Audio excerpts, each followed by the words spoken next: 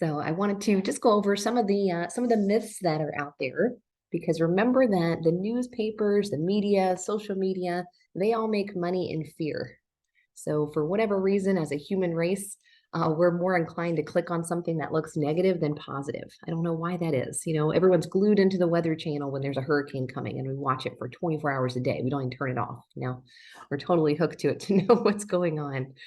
So for whatever reason, there's going to be lots of market data that is going to be shocking. It's meant to make people afraid.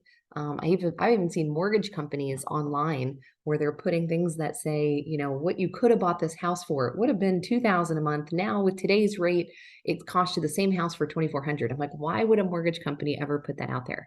So number one, I want to make sure that we're constantly thinking of positivity. We think in abundance. We don't think in fear. And as long as we are constantly that kind of shining light, we're actually going to attract more people to us. So by being the Kardashians shock factor all the time, they're also not very liked people. So in our business, we want to build relationships. We want to be liked. So it's really important that we're going to share all the positive information, because you can literally take the same piece of material. One person looks at it as negative, another person looks at it as an opportunity. So it is a shift. It's outside the norm of, your friends, family, sphere, people that you're around probably every day.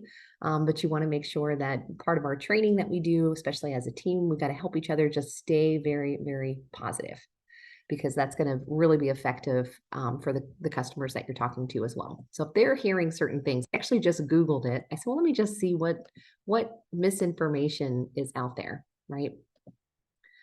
Let me share my screen if I can figure this out. Okay, let's see.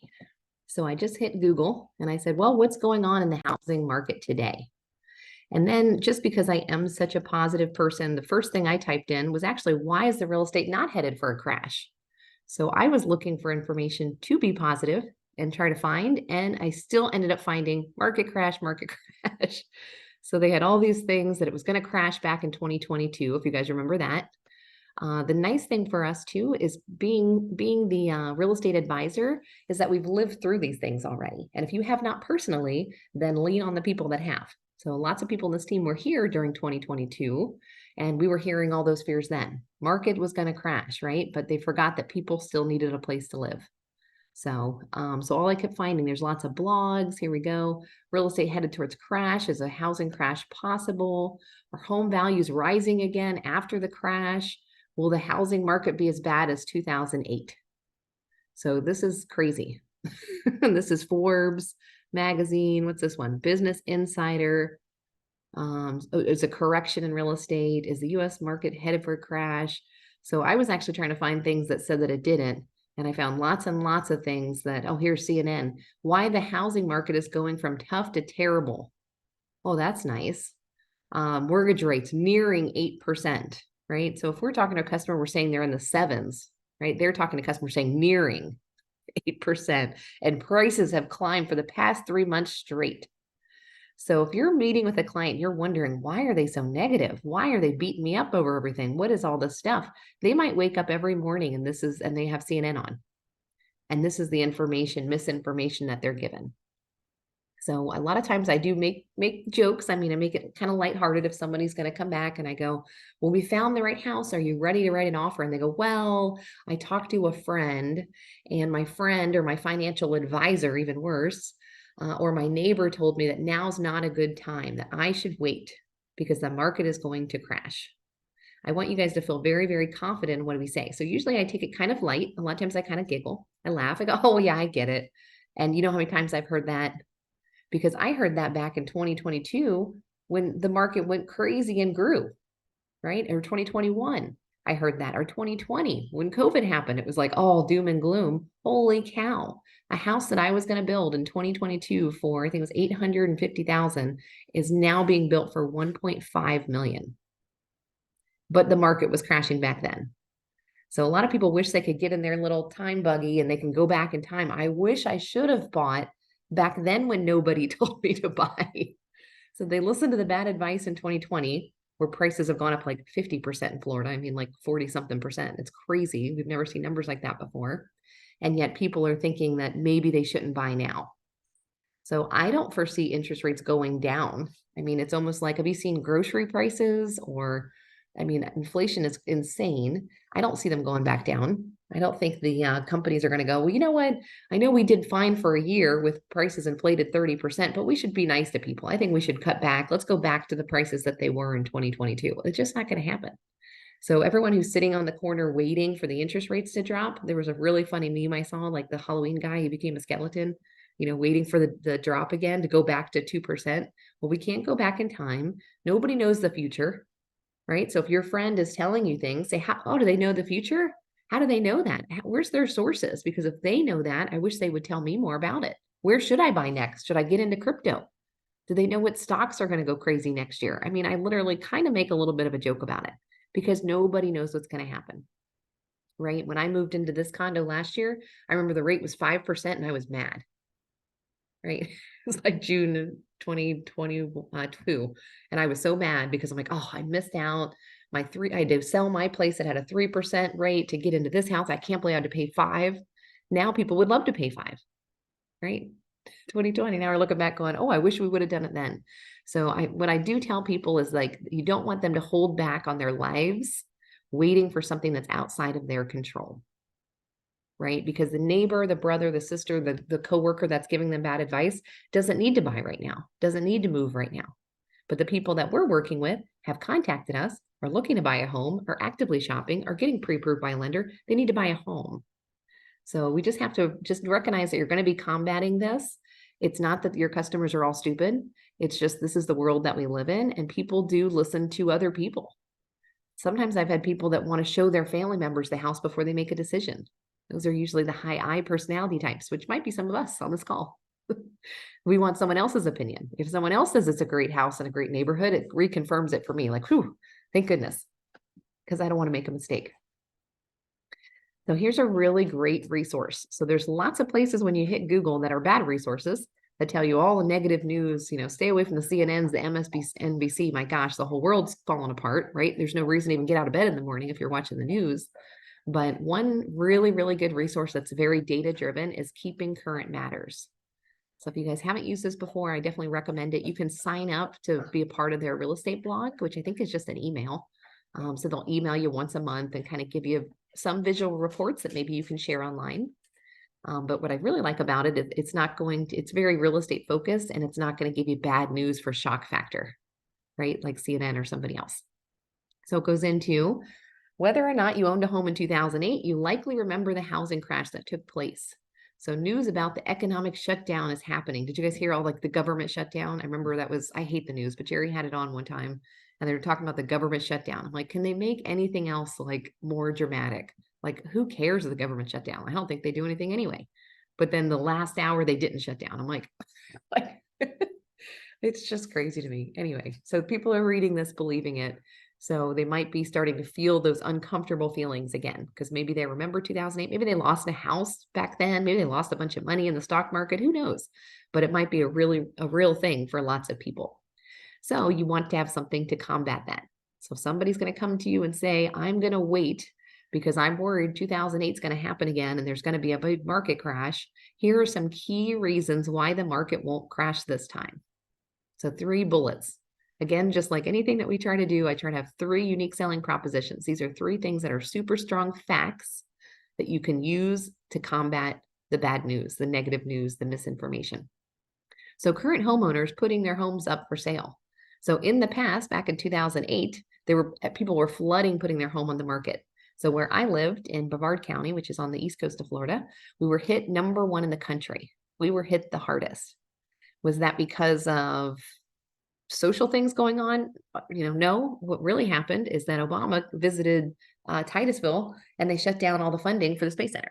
And everyone in Titusville worked for the Space Center. It's a very small town, 50,000 people, something like that. So when they shut it down and they turned off all the funding, everyone moved. They all had to go find jobs somewhere else.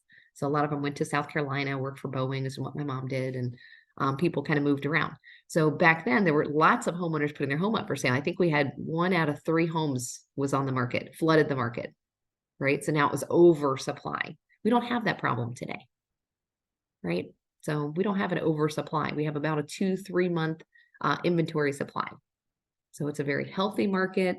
People aren't running away from Florida. Like, I have to get out of here. I got to sell my house right now. It's just not happening. So that same kind of panic, fear is not happening today. There's so many newly built homes coming onto the market. So make sure that you're telling people about that. So if they're driving anywhere around town, they're probably seeing the flags for model home, new home, right? Open house today. So we got Lennar, we got Pulte, we got D.R. Horton. All of these big builders, nationwide builders are building. They're still putting new construction up there. So they know the market trends. They know what's happening. Things are obviously moving, or they wouldn't build the next one. Like, you would know right away. If you built a house, now you go, oh, we're sitting on 3 houses. Let's pause for. But that's not happening, right? We get builder closeouts all the time. We get advertising, all this, but they are still building homes. So that's a really, really good forecast that we're not looking at some sort of crash. And also distressed property. So short sales or foreclosures. So in the past, in 2008, there were other market conditions that was causing these kind of things to happen. It wasn't just, no cause and effect. It was the effect was because there were a lot of things that had caused it initially. So distressed properties, we're not seeing a lot of those today. So I track them. We actually use I sign up for 3 or 4 Property Onion. They cost me a couple $100 a year to get a forecast of all those that are coming in. We're not seeing an overinflation of them like they were in the past. So people are not in dire need to sell their home, which is great. We don't want that to happen. So there's a certain percentage of homes, but it's not an overwhelming amount. Overall, inventory is still historically low. So we still need more inventory for the amount of people that relocate, that want to come to Florida. Now we're going into winter month, guys. We're going to get so busy. So when things are beautiful in Michigan over the summer, spring months, people aren't moving here, but just hold on for the next November, December, January through March. This is going to be our busiest time of year. So we're going to have lots and lots of buyers, which means that we may or may not have enough inventory for all those buyers. So it goes a little bit more in detail, but I really like this article. I'll share it with you guys on our Slack page, but it's really showing, even this is the foreclosure activity year over year. So you see how high it was 2008, 2009. Well, that's what was happening. People were actually losing their homes. They were short selling them. So people were getting really great deals because somebody was, something going wrong in their life. And there were tons of short sales. So we're still, look how low we are on the short sale. So because there's still demand, there's still people buying. If there is a home that has lots of equity that's going up for sale, there's lots of people that want it, right? There's OfferPad, Open Door. There's all these buyers, corporate buyers, personal investors. People want these deals. So they're still being bought up. There's not a ton of them. So this is a really great one. It's the KCM blog. So if you guys want to check on some of these, I know some of them you do have to pay for. Some of the personalized posts and that kind of thing that you can share online. But for the most part, it's got really, really good information. Here's some other articles that they do. Here's the foreclosures, bankruptcies won't crash the market today. This is another really good one. So because that there's been so many changes in the mortgage side of things because of the 2008 crash, there's been lots of red tape that's been added to mortgages. So they were doing interest-only loans and, very high-risk loans, no money down loans. Well, that made it really easy for people to walk away from their mortgages. If you put no money down and you're living in the house and you decide, I want to leave, I don't want to be here anymore, and I can't sell it for what it's worth, it made it very easy to walk away. So we know there's some programs out there, but they're harder to qualify for. There's less of them. The Hometown Heroes I saw Ivy just posted is coming back. But even those are usually like a 3%, 3.5%. You're putting down some sort of skin in the game so that people aren't walking from their mortgages. So that's going to be that's a really great article too. I love this. A real estate agent takes the fear out of the market. Exactly what we're talking about right now. The negative headlines and talk on social media have you feeling worried about the market. I actually just got a call from a guy that I used to work with his partner. We used to do mortgages together. And super nice guy. I really liked working with him, but we ended up finding somebody else. So I started working with someone else instead. So he gave me a phone call and he's super scared about the market. He's going on and on about it. He's like, the market shift and, interest rates and everything slowing down. He's all doom and gloom. This is his voicemail. And I'm like, what are you talking about, dude? We're doing great. He goes, I see you still have sales. What's your secret? No secret. But if you're seeing doom and gloom and you live in this dark tunnel, that's all you see. Right? So if you guys have ever had where you buy a car and you've never seen it before, and all of a sudden you see it everywhere, you're like, dang it, I didn't realize there were so many of these cars around. So it's something that when you're looking for it, you will find it. So if they're looking for reasons that the market has gone bad, well, they're finding it everywhere. Now they're just attracting that. Maybe they're giving that information. They don't even realize they're putting that in someone else's mind because it's on their mind. So these are really, really great articles, got great stuff in here. So please sign up for it. It says, in absence of trustworthy, up-to-date information, real estate decisions are increasingly driven by fear, uncertainty, and doubt. Yuck. That's no fun. Don't you want to be excited when you're buying a home and showing them around, walking them through, and little Jimmy's picking out his room? I mean, this should be a super exciting time for people. Being a homeowner is one of the greatest things. I mean, it's the American dream, right? There's lots of places in the world you can't become a homeowner. So it should be super exciting. They should enjoy the process. And we really just have to help them see that. We got to stay positive, be the positive light, share with them good information. These articles you could share with somebody if they needed to see them, right? Maybe they're just looking in the wrong places. So I love this. So it's giving us all kinds of information so that you can give the best possible advice to your buyers. I love this. The right agent will help you figure out what's going on a national level and also in your local area. They'll debunk headlines using data you can trust, plus in-depth knowledge of the industry so you can provide context. You know how current trends compare to the normal ebbs and flows of the market, historical data, and more. So we want to give better service. We want to offer more value. We have to be knowledgeable. We have to be giving them the right information.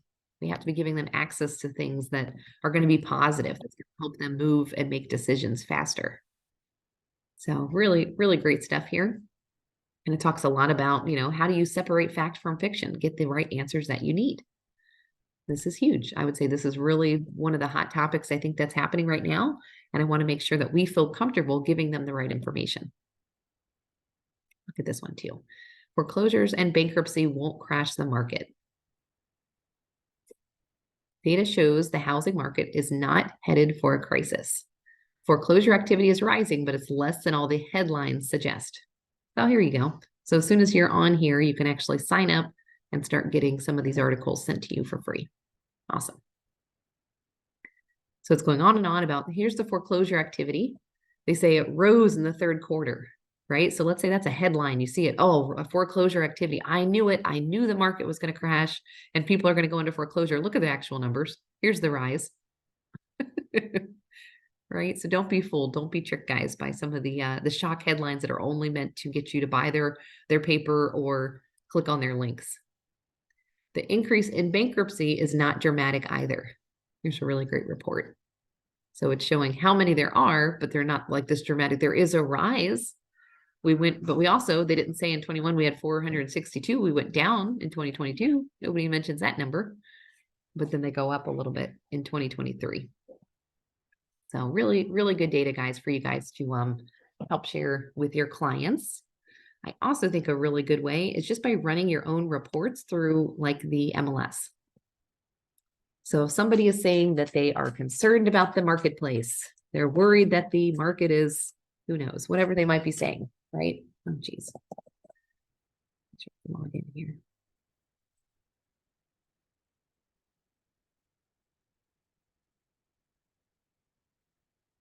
So the MLS does give us some numbers too. So there's some reports that you can grab from here.